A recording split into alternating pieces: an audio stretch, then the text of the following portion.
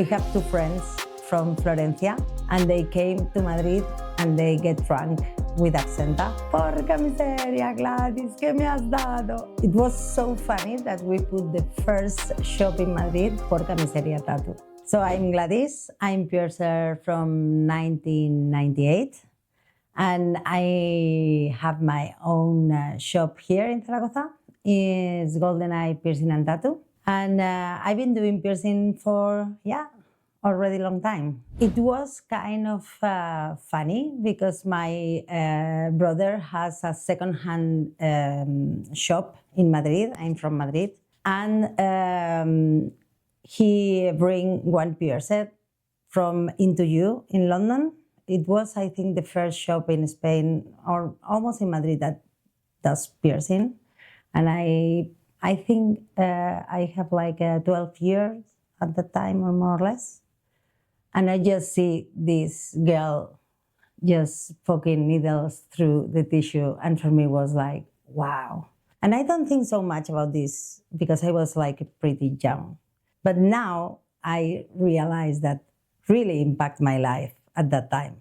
Now I think that this was a big input in my life, in my career. So for me, the first thing is give to the customer a good service. So we try to be very, this probably depends, is different in different countries. Here, the people is not like very well educated about piercing. Piercing is something kind of new. So the first thing that you need to do is explain everything about materials, safety, healing process, and all the things that we use for pierce. I just work with freehand piercing. For me, it's more useful. Also, I have like tiny hands, so I remember when I used tools in the beginning, it was a bit difficult for me. So as soon as I start with freehand, it was like super easy for me to pierce. The important thing is that you do a good piercing.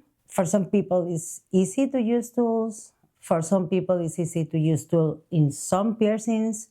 And for some people, it's just freehand. I don't think that is nothing bad or good. Just the way that you do, if you do a good job, I think for me is the important thing. So for me, normally I try to pay a lot of attention of the anatomy, and normally the anatomy tells me where I can put the piercing, moving and touching the area and seeing where will be the best placement for healing, for the jewelry.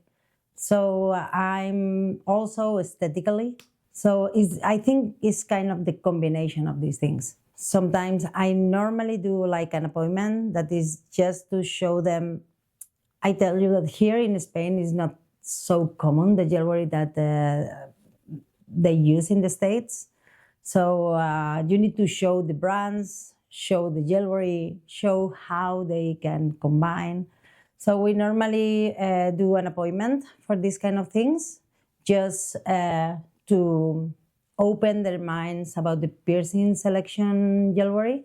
And then we do another appointment to pierce the piercing that they choose with the jewelry that they want.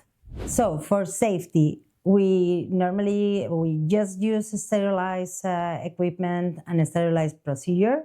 That is the safety way. And for the aftercare, we try to connect with the customer to explain very easy how they need to take care of the piercing, and also create a link with the shop, so to make them feel comfortable to come if they have any troubles.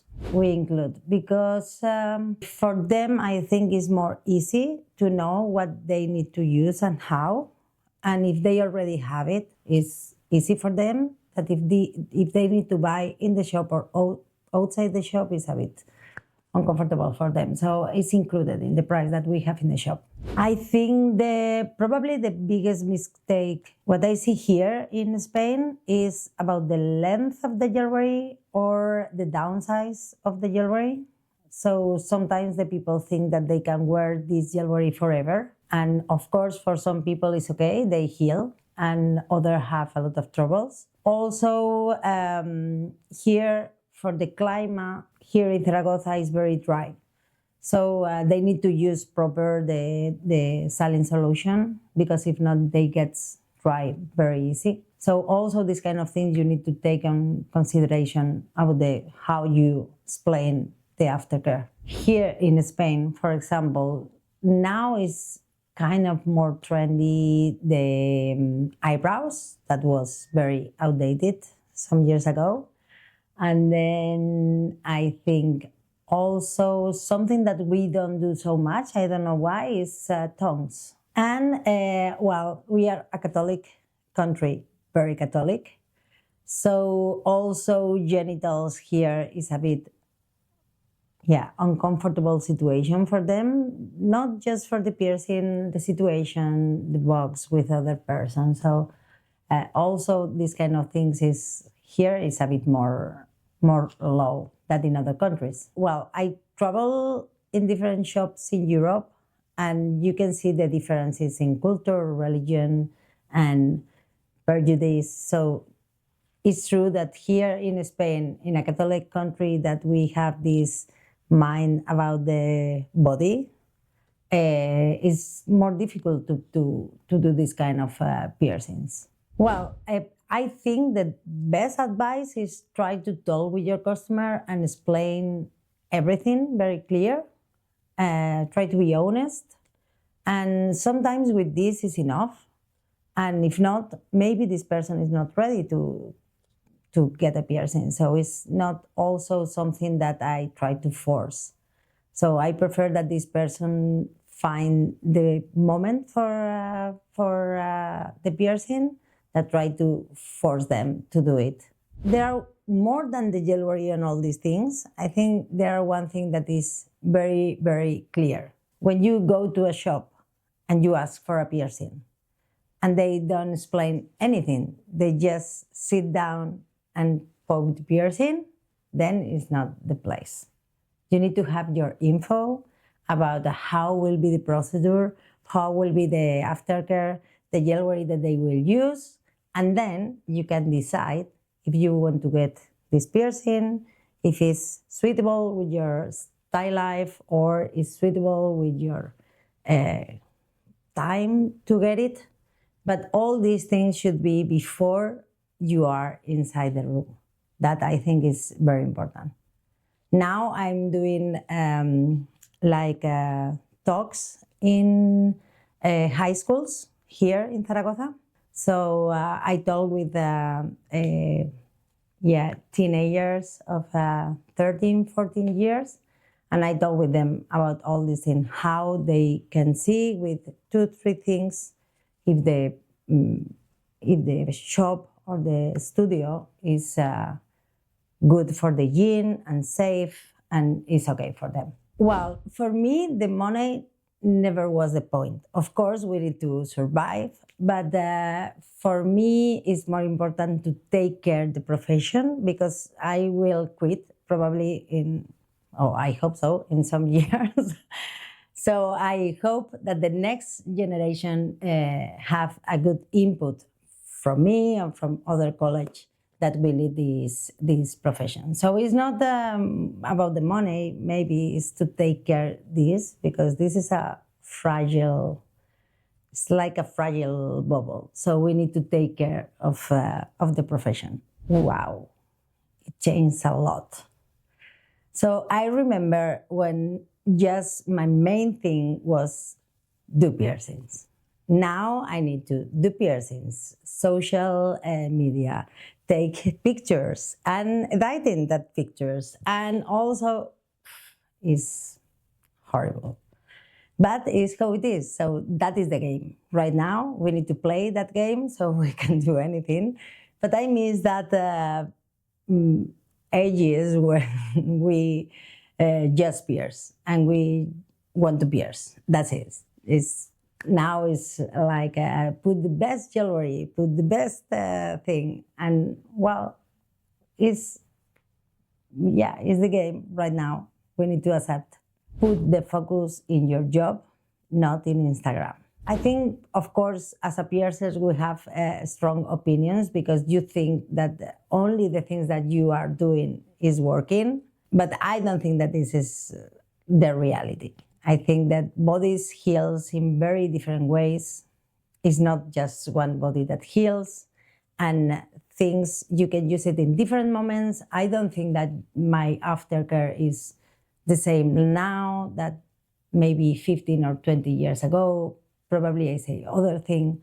So also we have this kind of evolution in a lot of things. So I don't think that some things are right or wrong. Sometimes it's, well, you need to see the situation, the swelling, the water, the climate, the weather, the humidity of the area, all these impact in your healing process. So you need to really take in consideration this. I worked in Norway, for example, and they normally use not very large jewelry. And here, for example, I need a bit more because the people swells a bit more. So you really need to adjust. When you are a guest piercer and you work in different parts of the world, you see this kind of things very clearly because it's not the same in one part than the other. So has strong opinions. If you travel, for example, it doesn't work. It's better that you ask the people of the shop, hey, how is working here, the healing, the customers, how they behave, how they treat everything. I think this is the best way to be open about different things because healing is not the same. But I think also it could be possible that is because I can remember that when we were young, we had more strong opinion. Like, yeah, I say this and it's this and that's it. I think when you start to grow, also you are more flexible because you have more experience. So you really can compare and you can see that maybe this that you thought that use a Q-tip, it was like a sacrilege. Now you can use it and it's not a problem. So you can clean it. It's not something that it will be like a big problem. Even if it's a fiber in a bone, yeah, can be a problem or not. So it's not a big deal. La comunidad en España sí que es diferente, o cómo se ha creado la comunidad en España ha sido diferente a lo largo de todos estos años porque nosotros teníamos menos antecedentes del mundo del piercing aquí en España. Cuando nosotros empezamos, que pues fue hace aproximadamente unos 28 o 30 años, aquí no había absolutamente nada. Nada para poder aprender, de nadie de quien poder aprender o de tener una información fiable. Otro de los problemas que nos encontramos aquí en España es que hay mucha gente que no habla inglés. Entonces es muy difícil para ellos, como si dijéramos, encontrar la información correcta o verificar la información si está en otro idioma. Durante años ha sido bastante complicado, desde que empezamos con la asociación y empezamos a hacer los eventos y a traer speakers de otras nacionalidades, fue mucho más fácil para ellos el poder acceder a esa información, pero hasta ese momento, si no salías de aquí de España, no tenías ninguna información sobre perforación. Entonces la industria se ha creado de una manera diferente, un poco más tardía, y ahora es cuando vemos que hay un montón de gente que ha entrado al mundo de la perforación ahora que sí que está muy motivado a la hora de formarse bien, de saber dónde pueden coger buena información y para eso realmente eso es lo más importante para nosotros. I'm founder and also now in this term I'm secretary and treasurer. So yeah, we start with the association like 10 years ago, more or less, and we start to make a conference for the people here in Spain to get the info in Spanish and to have the easy way to get a good info and a formal career of piercer. We have the web of GoldenEye Piercing and Tattoo, and in Instagram also they can find me like Gladix por Camiseria or GoldenEye Piercing. So we will be there for everyone if someone needs something. So I have a lot of Italians that ask me if I'm Italian. Well, it was a funny history. When we live in Madrid, we have two friends from Florencia, and they came to Madrid and they get drunk with absenta. And so they just say, oh, porca miseria, Gladys, ¿qué me has dado? It was so funny that we put the first shop in Madrid was Porca Miseria Tattoo. And then, yeah, the nickname was just with the name for a long time. Now it's just Gladys. Thank you. Good. Ay. Whew.